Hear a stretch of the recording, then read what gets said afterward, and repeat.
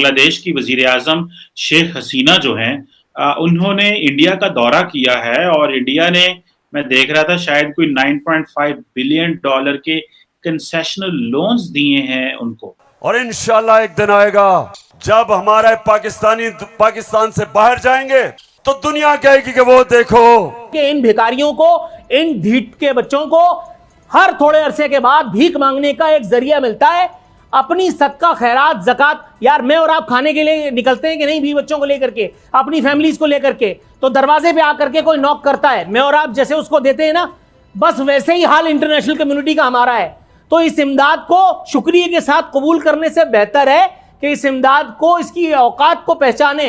ये हमारे मुंह पे तमाचे की तरह मार रही है इंटरनेशनल कम्युनिटी, क्योंकि उनको पता है कि ये सिर्फ बड़बोले हैं, ये बोल बच्चन करने वाली कौम है। इंडिया जो है अभी तक क्वाड का वाहिद मेंबर है जिसने रशिया के साथ अपने ताल्लुकात को ऑयल के हवाले से तिजारत बरकरार रखी हुई है। बांग्लादेश की वजीर आजम शेख हसीना जो हैं उन्होंने इंडिया का दौरा किया है और इंडिया ने, मैं देख रहा था, शायद कोई 9.5 बिलियन डॉलर के कंसेशनल लोन्स दिए हैं उनको बहुत सारे प्रोजेक्ट्स के लिए। लेकिन जो एक पर्सपेक्टिव मैं आपके सामने रखना चाहता हूं बैरिस्टर साहब, वो ये है कि मैं देख रहा हूं कि पिछले कुछ अरसे से अगर देखा जाए तो कोई सिग्निफिकेंट ग्लोबल लीडर या रीजनल लीडर पाकिस्तान नहीं आया और सारी जो ग्लोबल लीडरशिप है वो इंडिया आ रही है। तो पाकिस्तान आप कैसे देखते हैं, कैसे डिस्कनेक्ट है रीजन से और इंटरनेशनली कि अब जो है वो हमारे सियासतदान जहां जाते हैं सिर्फ एड के लिए जाते हैं या पैसे के लिए जाते हैं या कर्जों के लिए जाते हैं, और अब जारी बात है ये फ्लड्स के पैसे के लिए जाते हैं। तो आप ये जो डिफरेंस को देख रहे हैं, ये पाकिस्तान को क्या करना चाहिए कि पाकिस्तान भी जो है, जो आज से 10 साल पहले दुनिया के साथ बड़ा इंगेज था। एससीओ के अंदर देखना ये है कि शी जिनपिंग और प्राइम मिनिस्टर मोदी के दरमियान क्या मुलाकात होती है।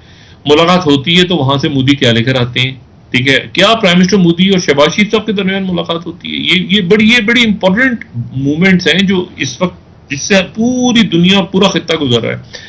और ये बात भी बड़ी इंपॉर्टेंट है कि यहाँ पर अब पाकिस्तान की जो मैं आपको बताऊं कि बहैसियत एक मुल्क होता है ना, एक मुल्क के तौर पे आप एक पोजीशनिंग लेते हैं और फिर उसके बाद अब रीजन के अंदर बात कर रहे होते हैं कि अच्छा जी कौन है, किस तरह से है, क्या। तो वो पूरी जो पिक्चर है, वो चूंकि पिक्चर क्लियर नहीं हो पा रही है अभी इस वक्त, आपके पड़ोस में दूसरी जंग शुरू हो गई है और दूसरी बहुत बड़ी जंग है, और वो एक ऐसी जंग है जिसमें आप बहुत, मतलब चाइना, इंडिया, मतलब ये बेल्ट एंड रोड, ये वस्ती एशिया, ये बांग्लादेश, ये तो पूरा ईस्ट जो आपका साउथ ईस्ट एशिया है, यूरोप है, मशरिक वस्ता, फिर टर्मोइल की तरफ जा रहा है, इराक। मतलब आप कैसे अपने आप को पाकिस्तान के लोग, मतलब पाकिस्तान की क़यादत, आप कहेंगे जी वो फलाने मुल्क से, वो लोग आपको किस तरह से देख रहे हैं इस वक्त, आपके सैलाब ज़दागान की उन्होंने मदद कर रहे हैं, तो तुर्की, यूएई, यूरोपीय यूनियन, बरतानिया, अमेरिका, चाइना। तो वो, मतलब मैंने आपसे उस दिन भी बात की थी कि वो स्टेट टू स्टेट अब दे रहे हैं चीज, यानी वो रियासत, यानी पाकिस्तान को दे रहे हैं। तो पाकिस्तान से जो भी आ रहा है वो तो मतलब वो मुकम्मल तौर पे उन्होंने अपने आप को डिसएंगेज कर लिया पाकिस्तान की पॉलिटिकल एलीट से। ये बहुत बड़ी अहम है। पाकिस्तान की पॉलिटिकल एलीट से बाहर की तमाम एस्टेब्लिशमेंट्स ने अपने आप को डिसएंगेज कर लिया। इस जुमले को मैं रिपीट कर रहा हूं, जितनी दुनिया की एस्टेब्लिशमेंट्स हैं उन्होंने पाकिस्तान की पॉलिटिकल एलीट से पहले तो इसकी फेवर उसकी फेवर अपने आप को डिसएंगेज करके वो पाकिस्तान की इस वक्त पाकिस्तान की एज अ पाकिस्तान हेल्प कर रहे हैं और अपने आप को जो पॉलिटिकल टर्मोइल है उससे दूर रखने की कोशिश कर रहे हैं कि ये तासुर भी ना जाए कि हमने अगर एड दी है पाकिस्तान को तो वो हमने किसी एक पॉलिटिकल पार्टी, एक गवर्नमेंट को दी है, पाकिस्तान के लोगों को दी है। वो ये खास इंश्योर कर रहे हैं और बड़े साइंटिफिकली इंश्योर कर रहे हैं। उनकी तरफ जो खबरें रिलीज हो रही हैं, उनकी तरफ बात हो रही है, वो कह रहे हैं कि बिल्कुल ऐसे करो कि हमारा जिक्र भी ना आए इस मुल्क का कि इसका झुकाव इस तरफ है उस तरफ है। उनको पता है कि पाकिस्तान के अंदर इस वक्त पॉलिटिकल टर्मोइल है और वो पाकिस्तानियों की। तो ये बड़ी, इसी तरह से आप स्टोरीज अगर देख लें, चाहे वो वॉल स्ट्रीट जर्नल हो या फॉक्स न्यूज हो या वो बीबीसी हो या वो कोई भी दुनिया भर का सैलाब से रिलेटेड, तो आप देखेंगे कि वो ह्यूमन स्टोरीज को, चाइना इवन आप देखें, इवन इंडिया के अखबार को आप देखें तो वो पाकिस्तान के फ्लड्स को, क्लाइमेट चेंज को, पाकिस्तान की इकोनॉमी को एज पाकिस्तान डिस्कस कर रही है। पॉलिटिकल टर्मोइल पे ज्यादा बात ही नहीं आपको कर रहा। और उनको वो मतलब है कि वो देख रहे हैं बस कि पाकिस्तान किस तरफ क्या करके आ रहे हैं लोग यहाँ पे और कहां से निकलेंगे इससे। ये टर्म फिर डॉलर दोबारा मार्केट में क्यों ऊपर नीचे हो रहा है, कैसे मिफ्ता इस्माइल साहब इस पे बात करते हैं, क्या नहीं करते।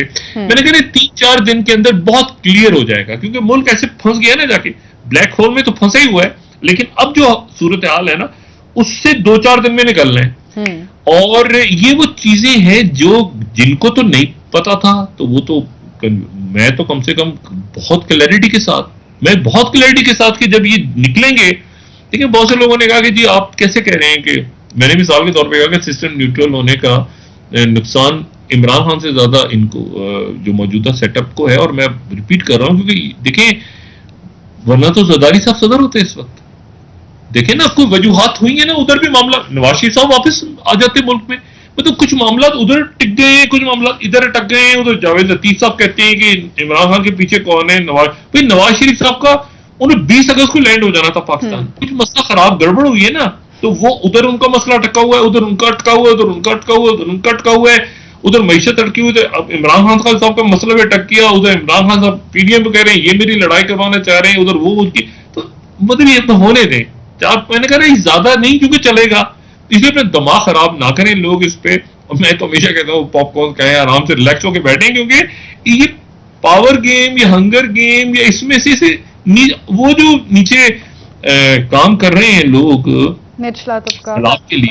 सैलाब के लिए देखिए वो है ना हीरोज इस वक्त। तो बिल्कुल वो है, बिल्कुल है, रजाकार हमारे वॉलंटियर्स, बहुत ज्यादा वॉलंटियर्स काम कर रहे हैं, जा रहे हैं, एक दूसरे की मदद कर रहे हैं। और तो ये इससे निकल जाएगा पाकिस्तान को अवस्था से कि बहुत इतना छोटा कमजोर बहुत ही कोई ऐसे मुल्क है कि जी अच्छा उसके अंदर 2-4 बयानात आ गए, जलसे हो गए, चीज हो गई, तो पाकिस्तान की कोई सालमियत खतरे में चली गई। ऐसा नहीं है, ऐसा बिल्कुल नहीं है, खुदा का वास्ता।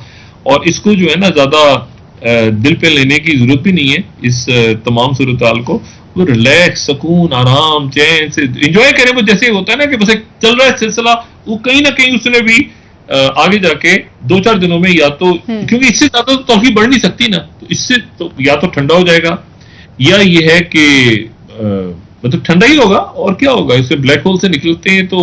लेकिन सिस्टम कोलैप्स आपको नहीं नजर आ रहा, हर तरफ सिस्टम ब्लॉक हुआ और कहते हैं सिस्टम जाएगा जलील होता हुआ, रुसवा होता हुआ, अजीब सा सिस्टम ये है इस वक्त मुल्क के अंदर। तो ये जा रहा है, अच्छे से गुजरने दें, लेट इट गो, और फिर आगे से देखते हैं 3-4 दिनों के 5 दिनों के बाद हम कहाँ खड़े होते हैं बतौर एक पाकिस्तानी।